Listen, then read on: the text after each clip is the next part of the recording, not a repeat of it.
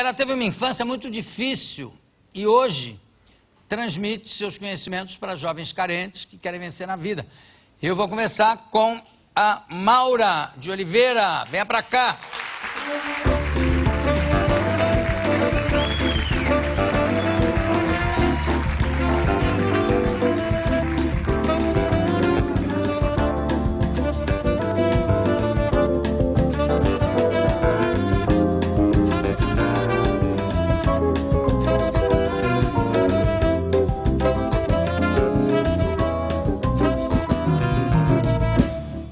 Estou aqui com 2 livros, Menina de Ontem e aqui, Primeiro Emprego Já, com Maura de Oliveira e Robson Lobo. Métodos inéditos e comprovados. O Robson Lobo, quem é? Seu marido? Sim, está ali na plateia. Tudo bom? Tudo bem? Graças a Deus. E aqui está de terno e tudo. Aqui você está com uma pinta de apresentador de televisão, olha só. E aqui o Menina de Ontem. Vamos falar um pouco da sua vida. Como é que você foi parar na rua? Essa Menina referência, a Menina de Ontem começa sem que eu tenha essa referência. Até hoje, eu não sei o que aconteceu comigo. Eu não sei, eu não tenho nenhuma referência de como eu fiquei sem família. Eu não tenho referência da minha mãe ou de qualquer família que seja. Nada. Nada. Já procurei em determinado momento da minha vida, por volta dos 18, 19 anos, quando eu retornei do Acre. E rapidamente encontrei umas 3 mães. Hoje, inclusive, após o seu programa, deve aparecer umas 300 mães ou mais.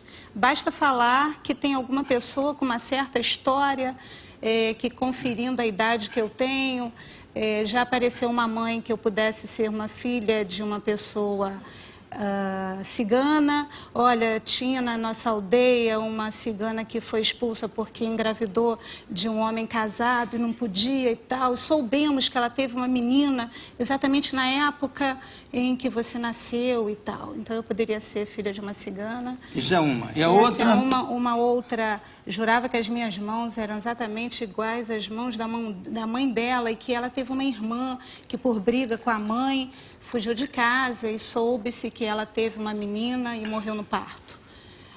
São várias histórias e que, quando eu me deparei com isso, eu resolvi realmente caminhar para frente, né? E descobri que se a gente ficar buscando demais, a gente deixa de viver.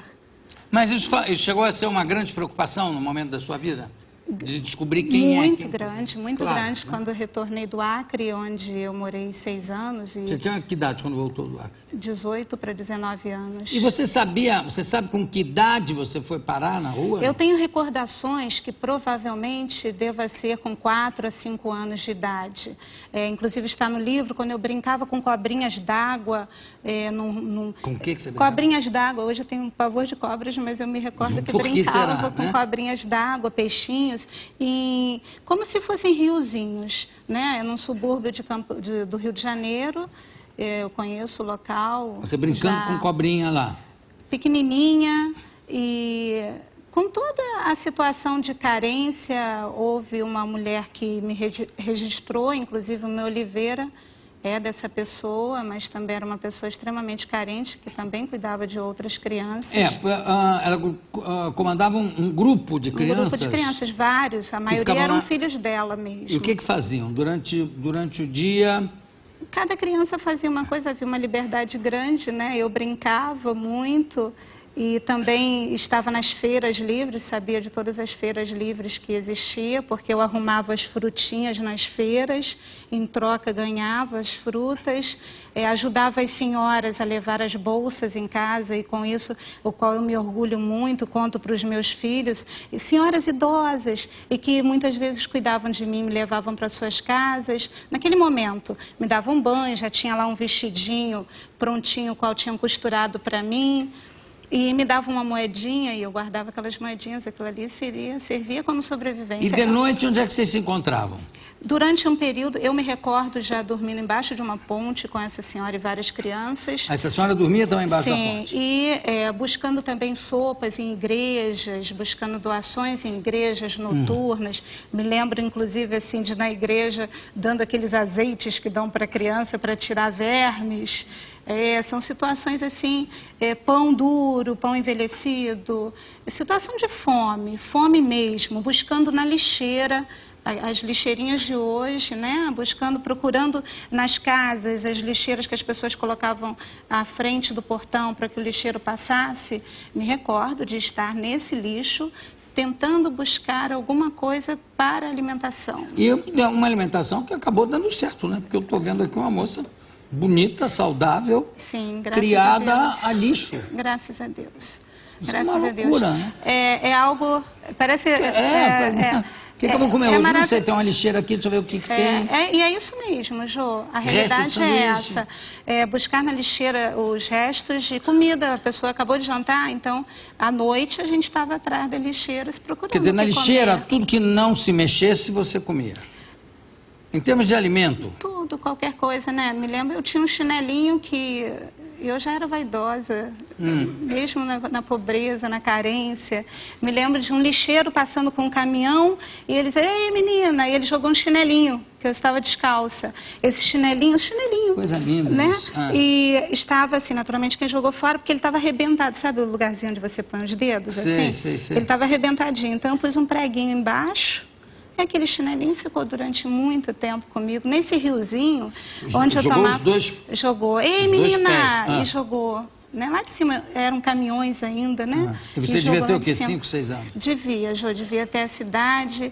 E essas senhoras que faziam vestidinhos para mim, com calcinhas bonitinhas assim, cheio de frufruzinho. Você devia ser uma menina muito bonitinha também, pelo visto, creio né? que sim, até porque enquanto eu estava aí andando, caminhando por essas feiras, várias famílias me levavam.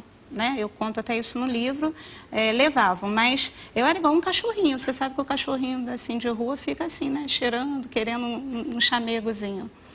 E as pessoas me levavam e era sempre a minha esperança de ter uma família. Quer dizer, você foi adotada na rua diversas vezes? Diversas vezes, mas eu tinha uma bronquite terrível, bastava passar a primeira noite, ter aquela crise de bronquite dentro da casa e tudo se rompia. Quem que trouxe essa porcaria aqui para dentro de casa? Ninguém dorme. As famílias. Por que não me levaram para que eu fizesse parte da família? Era sempre através de busca de alguém que fizesse serviços domésticos. Como eu não sabia realizar essas queria que você atividades, fizesse, sim. Eu não sabia fazer nada, né? Pequenininha. Quando você tinha 7 anos, de repente você foi realmente adotada? Eu vou pedir para a gente não citar nomes. Inclusive os nomes são fictícios, os que eu utilizo. Ótimo. Até porque não é ideia, né, de buscar essas pessoas. Não, claro. Mas o que aconteceu com 7 anos quando você foi adotada, em definitivo? Não houve uma adoção, né? Eu fui dado por essa mulher para essa família, como já havia sido dada para várias outras famílias, só que ninguém me queria, né? Exatamente por conta dessa tosse, dessa necessidade de cuidarem de mim. Eu não lembro exatamente, Jô, se eu tinha 7 anos, eu deveria ter entre 6 e 7. E eu só sei que tenho 38 anos hoje, um pouquinho mais ou um pouquinho menos, tomara que seja para menos, porque na época a família... Uma das pessoas que será o meu pedófilo um pouco mais à frente... Será o seu quê? Pedófilo. Eu passei pela pedofilia. Passou pela pedofilia. Sim. Ele estava concluindo a faculdade de odontologia. Então, eu fui objeto de estudo para me levar lá na universidade, todo mundo olhar a arcada dentária para ver se realmente eu tinha aquela idade. Na minha certidão de nascimento constava que eu havia sido registrada com 4 anos de idade. Então, esta mulher que me registrou quando eu tinha 4 anos de idade. É uma incógnita até hoje, eu não sei o porquê de eu ter sido registrada aos 4 anos de idade, numa cidade fora do Rio de Janeiro, no município do Rio de Janeiro. Sim. Hoje que eu lido com a situação social, eu sei que 1 milhão de coisas pode ter ocorrido para que eu tivesse parado com essa família, para que eu seja uma pessoa sem a referência familiar. Eu posso ter sido roubada, pode ter acontecido, posso ter sido porque vendida. tudo isso pode acontecer, Pode né? ter ocorrido, pode ter roubada, ocorrido. depois largada na rua, enfim. É. Bom, aí era uma família grande no Rio de Janeiro, Exato. quando você foi adotada. Uma família de classe média. E o dono da casa, vamos dizer, foi quem fazia esse assédio sexual? Foi o primeiro pedófilo. Um senhor de aproximadamente seus 60, 65 anos, era português, comerciante, e logo ele possuía um pequeno comércio onde eu levava a marmita dele, o almoço e o jantar. E lá, já nesse local, ele fazia questão que eu entrasse no local e ele já me pressionava pela parede, né, pelo balcão, e ali ele já dava a pequena ralada dele ali em mim, com essa idade, com 7 aninhos, com 8 aninhos. Mas você sabia que havia Sabia que era uma coisa ruim. É claro, a criança sente que aquilo Sim. não é uma coisa legal, né? E ficou pior, Jô, porque em seguida ele resolveu se desfazer daquele comércio e ficar em casa. Então era ele e a esposa dele que trabalhava numa escola, né, o qual, graças a Deus, eles se preocupavam muito com as opiniões dos outros. O que vão dizer, tem uma criança em casa, vamos ter que pôr esta garota para estudar. E era o meu sonho, né, pois eu só estava lá, que eu poderia ter fugido. Claro. Né? Eu só estava lá com a esperança de estudar, que era o meu sonho. E aí, quando você conseguiu? Você foi para um colégio? Eles me puseram na escola, foi muito triste. Eu era chamada de pé de pato, porque o meu sapato aos 7 anos de idade já era número 37. Tinha que encher de jornaizinhos, tudo era doado. Né? Era feinha demais, maltratadazinha demais. Então, na escola eu era ridicularizada. Era chamada de pé de pato, de Maria Mijona, porque a minha saia era enorme, tinha que enrolar aqui em cima e ainda assim faltava arrastar no chão. Mas aí era quase que a história do patinho feio, né? Porque hoje você é uma mulher bonita. Quer dizer, quem olhasse lá o pé de pato não podia imaginar. E eu acredito que mais do que isso, quem olhasse aquele pé de pato e todos os sofrimentos que foram passados durante esse período que eu vivi nessa família, porque eu fiquei até os 16 anos com eles. E ele continuava com esse... mudou de pedófilo depois, né? Mudou a filha mudou de pedófilo, eu tive 2. Este senhor, isso é uma coleção, dizia assim, quando ele ficou em casa, ele passava o dia inteiro lendo livrinhos de bolso, ele dizia aqui... Vem aqui, senta aqui no colo do tio. E as barbaridades ocorriam. E ele dizia, se você não vier, eu vou contar para fulana, que era a Joana, a esposa dele. E ela vai te bater, e ela vai pôr você na rua de novo. E não vai ter mais escola, não vai ter mais nada. Chorando, eu me lembro exatamente, Jô, sentada no colo daquele senhor, eu chorando e ele me bulinava. Você com que idade já? 7, 8 aninhos. Ainda, 7, 8 anos. Nesse período, porque com 9 aninhos, a filha dessa senhora... E a mulher não sabia de nada, claro? Não, ela não sabia, ela não ficava em casa. Eles eram uma família muito triste, uma família que não se entendiam, não havia amor. Mas a mulher também não tratava você bem, né? De forma alguma. Inclusive, ali com 8 aninhos, eu digo que foi o momento que eu descobri que o mundo tinha bastante pessoas mais. Eu escrevo para ela um texto lindo pedindo que ela seja minha mãe, que eu iria crescer e ia dar muito orgulho a ela. E isso no Dia das Mães, porque havia tido na escola uma festinha do Dia das Mães. Ela trabalhava na escola, a minha professora pediu que ela fosse lá receber aquele presente artesanal que todos os alunos haviam feito. Ela não foi. E eu escrevi então uma cartinha linda e fiquei aguardando no cantinho que eu dormia, no chão sempre. Tratada, acho que no chão. No chão. E com uma cama vazia ao meu lado, eu dormia no chão, sempre. Que a cama era da filha dela, não podia uma pessoa da rua, uma nada. Eu era tratada exatamente assim, você é uma piranha da rua, você tem sangue de piranha, você vai ser uma piranha. Sangue de piranha? Sangue de piranha. Então são 2 momentos assim, bastante delicados. Nesse momento que eu escrevo para ela, eu já tinha o dom de escrever, né? E eu escrevo, peço que ela seja minha mãe. E ela se sentiu ofendida com isso. Rasgou, me fez comer o papel, jogou em mim, né? Me bateu muito, disse, olha, ai, Deus souber que você anda por aí dizendo que você é minha filha. Eu te jogo no meio da rua, você nunca diga que você é minha filha. Que a minha filha é uma moça direita, vai se formar, Você é da rua. Sua mãe era piranha, você vai ser uma piranha também. Você não é nada. E que fim levou a filha dessa senhora, você sabe? Uma pessoa formada, o qual eu passei para ela. Essa senhora, a filha casou-se e ela me deu, então, para a filha, para cuidar dos filhos que a filha veio a ter, né? E entra o segundo pedófilo, um militar com patente. Que era o quê? Casado com a filha? O tal dentista, né? Casou-se com a filha dela. Mudaram-se, então, foram transferidos para o Rio Grande do Sul. Agora, quer dizer, e essa filha também tratava você do mesmo jeito que a mãe? Tal qual, eram pessoas muito agressivas, Jô, eram pessoas assim, realmente não havia na família nenhuma união, um maltratava o outro, Sim. Eram pessoas que às 5 horas da manhã já havia gritaria na casa, um ofendendo o outro sempre. Essa filha era completamente histérica e uma assistente social, por incrível que pareça. Assistente social histérica, né? Com o marido pedófilo. Sim. Família... E um rapaz novo, Jô. Porque o idoso, que foi o meu primeiro pedófilo, então... Não, acho graças a você falar o meu primeiro pedófilo, esse foi o segundo pedófilo. Ficou só nesses dois. Graças a Deus. Agora, no caso do sangue de piranha. O sangue de tem piranha... Uma história, tem um episódio curioso, engraçado, do negócio de tirar sangue. Como é que é isso? Porque eles falam... Imagina a cabeça de uma criança que não entende muito bem o que é esse pejorativo, né? Mas entende-se que não é uma coisa boa, senão não te jogavam na cara. Você é piranha, você vai ser uma piranha. Você tem sangue de piranha. Eu achava que o meu sangue já era de piranha mesmo, mas não tinha noção do que fosse isso. E na quinta série é comum ter uma feira de ciências. E as minhas amiguinhas todas lá furando o dedinho para ver o tipo de sangue. Eu corri daquilo, né? Meu Deus, vão descobrir que meu sangue é sangue de piranha. E agora? Parece engraçado, mas imagina isso, né, na cabeça de uma criança. Eu sofria com isso. Mas as minhas amigas achavam que era por medo que eu não queria tirar o sangue. Então me forçaram. E quando chegou lá, positivo, igual a maioria das minhas amigas. Aí o que você falou? Vocês todas são piranhas, não? Podia.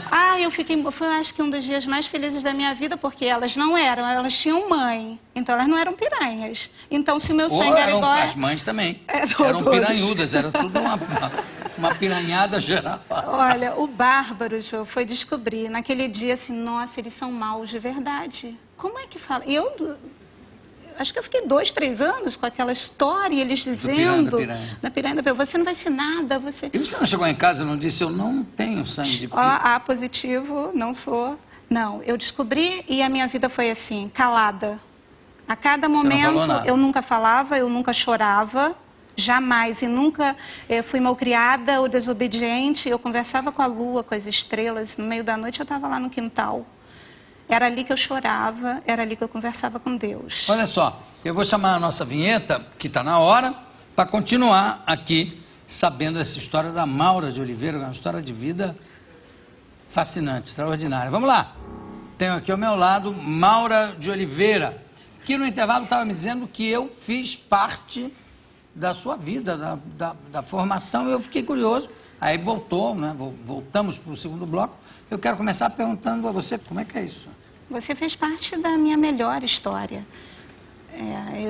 Você me acha que inteligente, conversando com você, você faz parte disso tudo.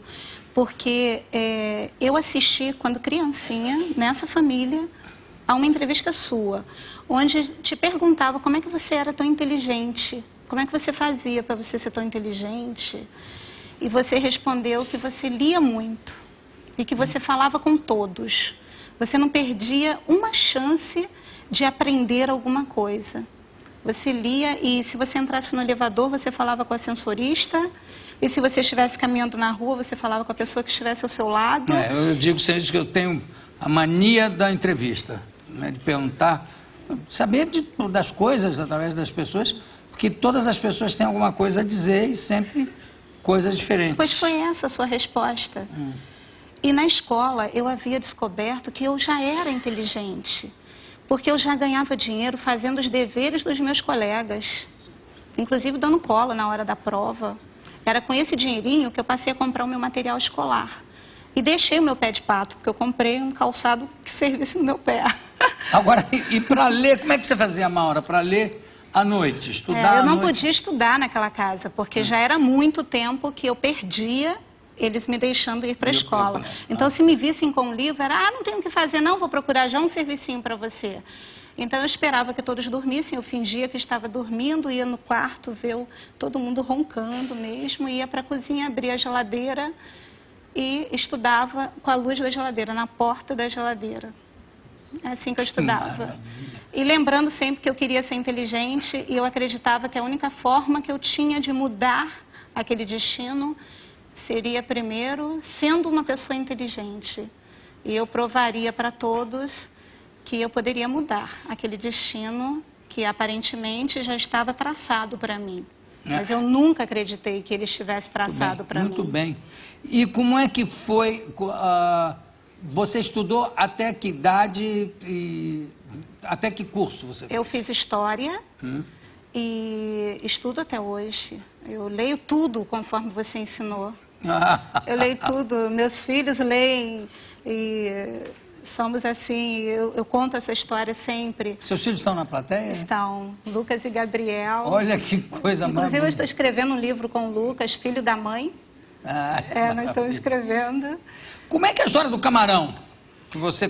do camarão... Porque você aproveitava, abria a geladeira... Eu era danada também, né? E também comia o que tinha lá dentro, ou não? Comia, essa parte é muito engraçada, porque eu não podia comer a comida que eu fizesse, que eu era a serviçal da casa, cozinhava, lavava, era uma verdadeira senzala. Já pequenininha tinha um banquinho na beira do fogão, na beira da pia, para lavar a louça, tinha que dar conta de todo o serviço. Mas eu só comia os restos da comida. Ao final que todos comessem. E as comidas gostosas, mais saborosas, eu não tinha direito. E eu era louca para comer pêssego, figo, eu era louca por aquilo. Pudim. E eu fiquei muito tempo só desejando. Aí depois eu fui aprendendo a ficar espertinha. Enquanto eu estava lá estudando, lembro. Comia porque eu só comia a calda. Eles só deixavam eu comer a calda que sobrava no fundo. Eu vou passar a estudar com a luz da geladeira também. Não. Mas aí você comia o que comia tinha o pudim, ali. cortava direitinho, depois... Eles só vão saber disso hoje, né? Eu cortava e colocava o pudim assim, com a mão, ajeitava o pudim novamente. Eu já fiz muito isso. Você vai lá com jeitinho assim, né? E comia o pêssego, o figo, todo. Aliás, eu comia tudo que eu queria. E nunca descobriram? Não, porque havia um obeso na casa, um levemente gordo. Não falou gordo. obeso também? Obeso é uma palavra que já vem com 30 quilos a mais. Ele tinha vários 30 quilos e ele era um verdadeiro comilão. E ele não me suportava. Ele era o quê? Ele era o filho mais velho da dona da casa. Mas ele me olhava o tempo inteiro e dizia, pra que pegaram essa porcaria na rua? Eu devia jogar isso lá, vou colocar aqui, vai botar doença aqui na gente. Vai comer a minha comida? Vai. Ele era o único que sabia que eu comia. Né? Sim, porque não era ele. Ir lá comer. Não, porque a culpa caía nele. Claro, que gordo é sem vergonha, vai de noite na geladeira. Aí pela manhã descobriu. Depois fala, não fui eu. Era exatamente isso. Só que ele dizia, foi a Maura. Mas a Maura era sublime, né? A Maura era quietinha. Não foi você, não. Não, isso aí eu devo falar em defesa do gordo de uma forma geral.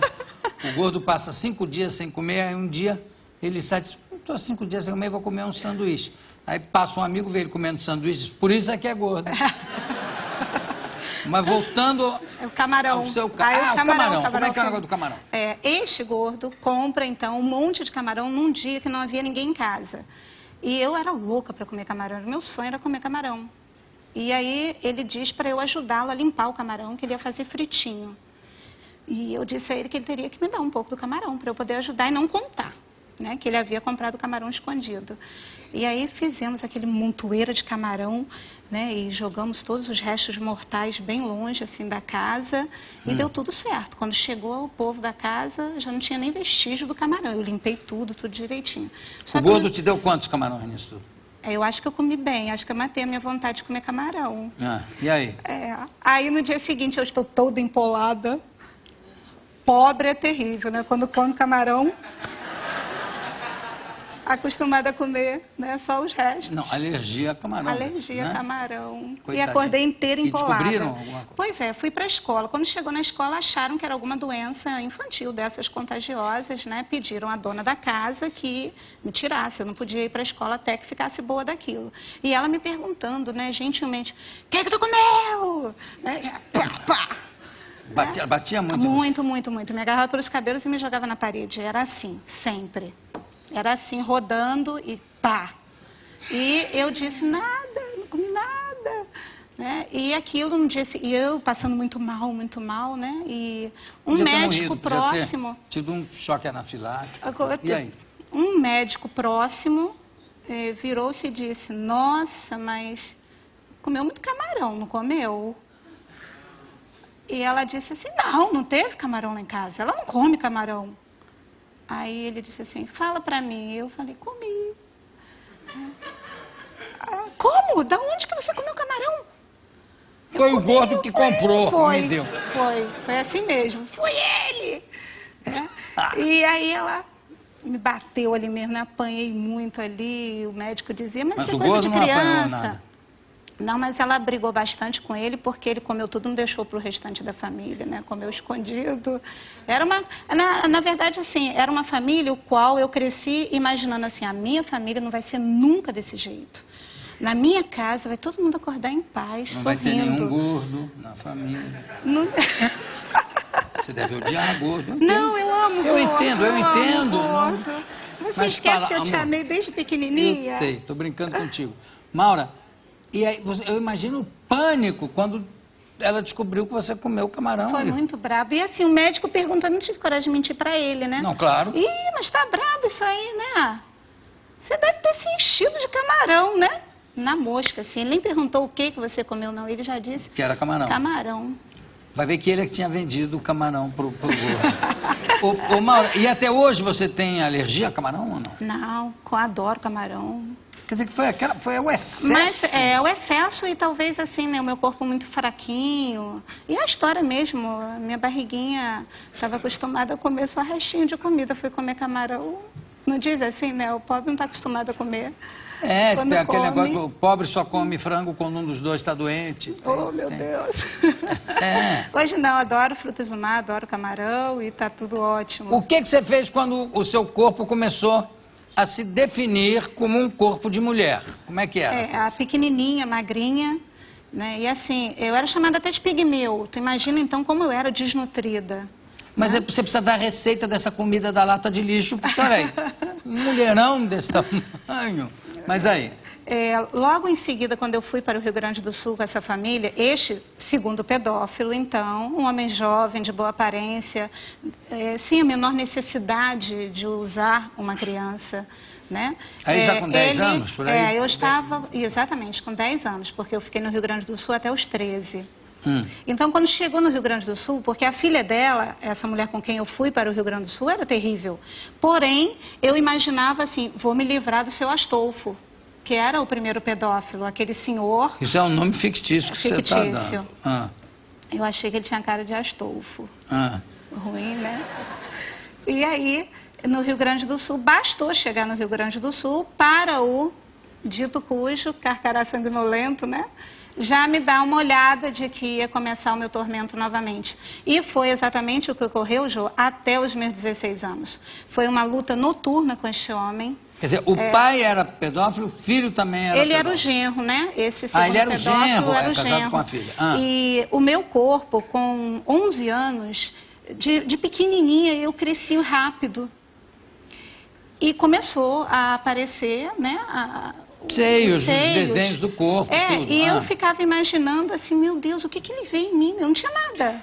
Ele sonhava com um peito que não existia, ele sonhava com um bumbum que não existia. E o que ele fazia? Acariciava você? Ele me acariciava, ele também me ralava por sobre a pia, por sobre qualquer lugar, e ele começou a... chegava a fazer uma pergunta mais indiscreta, mais pesada, talvez? Sim. Mas a pedofilia... Você nunca sabe das conclusões das coisas. Quer dizer, ele chegava ao orgasmo fazendo chegava tudo? sempre. Tanto o senhor, quanto ele. E eu creio assim que, naturalmente, eu não sou uma especialista para entender dessa doença asquerosa da pedofilia, mas eu creio que o prazer dele, Jô, era me ver amedrontada, porque ele era um homem forte, faz parte, ele era um homem forte, ele poderia ter me segurado realmente e ter me estuprado, o que não ocorreu. Né? Ele se agarrava em mim, eu fugia feito um quiabo, e eu tinha que correr pela casa, eu tinha que me trancar no banheiro, e por muito... Cada cena durava muito tempo. Ele começou indo no quarto onde eu dormia, que era o quarto da empregada sempre, então era mais distante da casa. Morávamos em Vila Militar. As casas eram coladas umas às outras, então tudo era uma luta silenciosa, porque eu sabia que a esposa dele, se eu contasse, ela jamais estaria do meu lado. Claro. Né? E hoje eu tenho mais certeza disso. Mas aí, você estava falando que então começaram a surgir os seios, etc. E aí? E aí eu li um livro de Jorge Amado, né? E que a personagem amarrava os seios, porque os seios estavam crescendo e eu amarrava os meus seios também. E eu me amarrava inteira com sacos plásticos, aqueles grossos, porque eu comecei a ter muito corpo e na Vila Militar comecei a chamar a atenção, né, dos soldados, dos outros oficiais, e passei a temer o que aquele homem iria fazer se eu sem nada, ele já corria atrás de mim, se eu com corpo, o que ele iria fazer. Mas ele não notava que você estava toda... Eu comecei a correr. Plastificada? Vamos dizer que você estava... Não, ele não notava não, ele notava o que a família toda começou a notar, que eu comecei a correr. Inclusive passou a ser uma prática na minha vida, né? A corrida. Eu acordava 4 horas da manhã e corria quilômetros e voltava para emagrecer.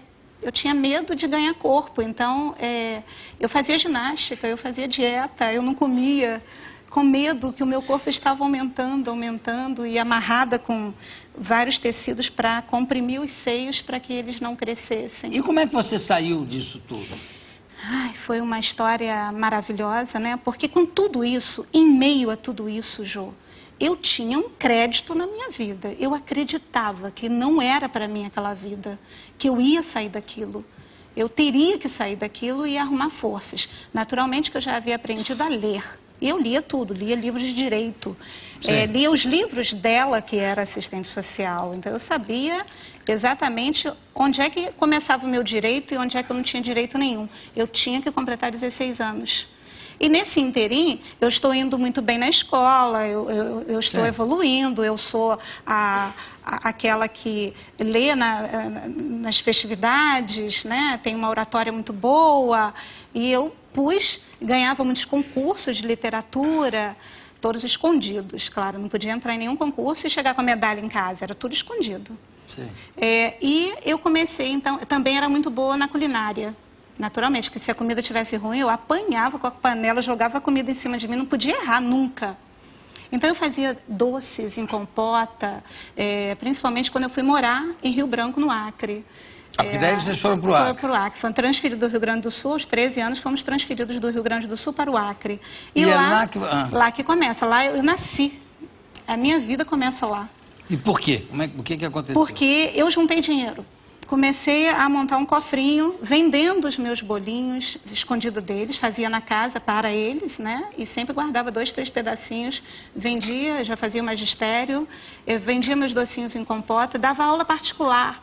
Eu alfabetizava as domésticas da Vila Militar, sem que essa família soubesse, sempre em horários escondidos. Como esta moça não era muito bem relacionada na Vila Militar, as demais senhoras mandavam suas empregadas, que eram pessoas com um nível cultural bastante baixinho, não sabiam sequer anotar um telefone, então eu alfabetizava essas pessoas e ganhava dinheiro por isso. E quem redescobriu você? Como é que foi? Bom, eu fui procurar o fórum da cidade, porque eu sabia que aos 16 anos os meus direitos iniciavam. Então, a princípio, assim, externamente, eu era uma filhinha de mamãe, né? Porque eu tinha um motorista do militar que me levava e me trazia. Eu não podia andar pela cidade, ter amigos, nada. Então, eu com dinheirinho, comprei o soldado que guiava o carro, né, que me levava, uma Kombi, e ao invés de ele me deixar na aula, ele me deixava no fórum. Então eu passei aí uma semana seguida no fórum e eu queria saber quem era o chefe dos advogados, quem era o maior, quem é que podia me ajudar, e encontrei o Dr. Aderbal Maximiano, que era exatamente o presidente da Ordem dos Advogados. E ele se tornou assim, ele foi o pai da minha vida, né? Ele ouviu a minha história.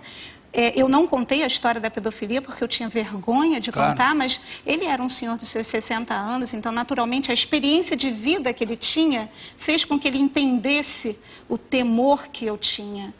Né? E ele me ajudou, houve em Rio Branco, neste ano, aos 16 anos, houve todo um trabalho jurídico para me tirar dessa família e eu ter o direito de permanecer em Rio Branco, que eu já estava fazendo a faculdade. Nesse período, fora da família. Eu iniciei. Agora, quem é que viu você participando? Você apareceu na televisão? Apareci lá, né, nos meus 14 anos, inclusive tem uma foto no livro onde eu estou em praça pública, na frente do Palácio do Governo.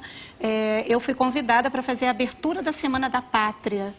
Então eu acenderia a tocha, faria a abertura, lendo. E eles viram? E eu fui escondida, porque como isso era às 6h30 da manhã, era um sábado, eles acordavam tarde, eu pensei, eu vou dar tempo de eu ir, voltar, e eles ainda estão dormindo, ninguém vai saber. Só que passou na televisão? Passou na televisão. Eu fui lá, fiz realmente, li tudo. Jô, à noite passa o jornal local e eles estão na sala. Maura! Quem é aquela ali? Era só eu, só dava eu, assim, estampada na televisão. E ali eu fiquei uma semana sem poder ir à aula, porque era exatamente esse o meu castigo. Vai ficar 3 dias sem a escola, uma semana sem a escola. Olha só, Maura, para a gente terminar, eu gostaria de ver umas fotos que a gente selecionou, para você falando para a gente. Exatamente essa é a foto onde eu estou, na frente do palácio, com todas as autoridades locais, aí, prefeito da época, e todas as autoridades. E nesse dia, eu acho que eu estou fazendo escondido, e essa mesma foto aí aparece em tudo que é lugar. Em todos os jornais à noite, na televisão. Uma moça bonita, inclusive, fazendo a solenidade. Vamos em frente. Lendo. Eu estou ganhando um prêmio de literatura de Cecília Meirelles. Eu estou com a medalha ali no peito, né? E nesse momento eu faço o curso magistério no Instituto de Educação. Vamos mais. Aí eu estou na minha formatura, lendo também. Vamos em frente. E aí é uma história linda que começa a minha vida social, né? De ajuda aos necessitados. Aí eu sou o Papai Noel. E eu fui o Papai Noel durante todos os anos que eu morei em Rio Branco. Íamos às comunidades carentes. Aí é um local muito pobrezinho na época, chamado Boca do Acre. E eu chego em dezembro com todos os presentinhos das crianças. Maravilha. E realizando assim uma ação que passou a fazer parte da minha vida, né? Que com esse trabalho, hoje eu sou fundadora de uma ONG, que é a ONG Life. Como é o nome da ONG? Life. Life, que é a minha vida. A ONG Life. Life. Eu quero te dar os parabéns, Maura de Oliveira, pela sua história de vida e pela volta por cima que você deu. E é engraçado porque a próxima entrevista que eu vou fazer com Maurício Paroni é uma entrevista que mostra no teatro feito na rua, os atores vão para a rua fazer personagens e observar a reação das pessoas quando se relacionam com esses personagens fictícios que se tornam reais. Você é uma personagem real que tem uma história quase de ficção, só que com final feliz. Maura de Oliveira, estão aqui os 2 livros, A Menina de Ontem, O Primeiro Emprego Já, e o nome da ONG de novo? Life, ONG Life. Uma beijoca. Parabéns, Maura de Oliveira. Daqui a pouco a gente volta.